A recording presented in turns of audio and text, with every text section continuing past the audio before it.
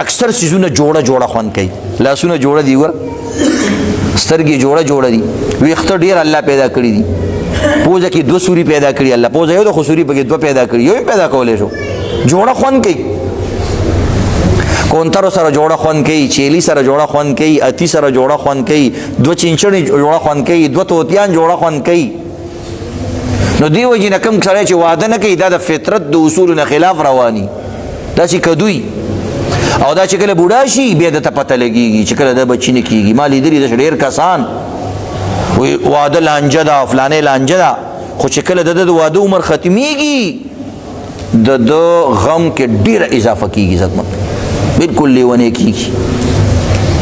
دې وجې نه الله رب عزت ښځې ته ویل لتسکنو الیها وایي دا د سکون ذریعه ده که ته موږ ته خو ټولې لانجې دي په دې لانجو کې خیر دی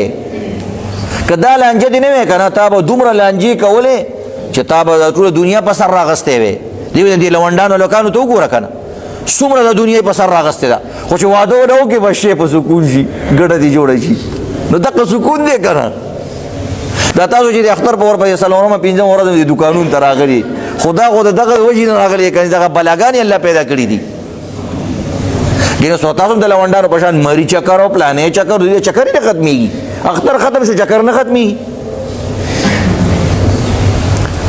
مونږ د اختر کې صرف چوټې نه زه تللی وم پینډۍ ته نو مونږ د فیصل مسجد به پکې وګورو چې فیصل مسجد ته لاړم یو میل نه مخکې لاره بنده کړې دا لونډان هلکان او دا پښتانه هلته هم دا چغې او سورې وایي نو هغوی هلته نږدې نه پرېږدي وایي دا خو لیوني دي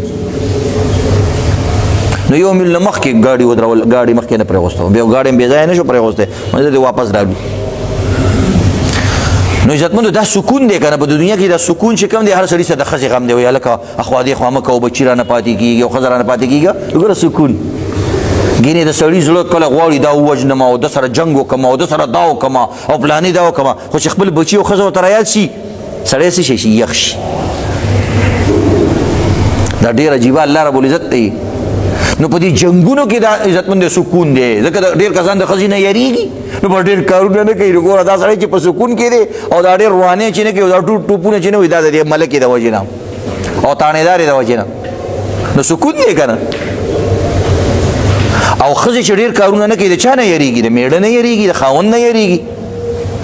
خاوند مې په سر دی او خاوند د خدای د مخه دی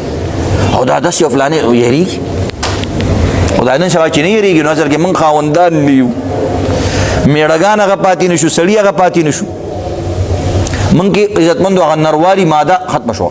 اوس کلین شو دې کړی نو ته هم د ښځې په شان یې هغه هم ستا په شان باندې هغه چې دا زما خور ده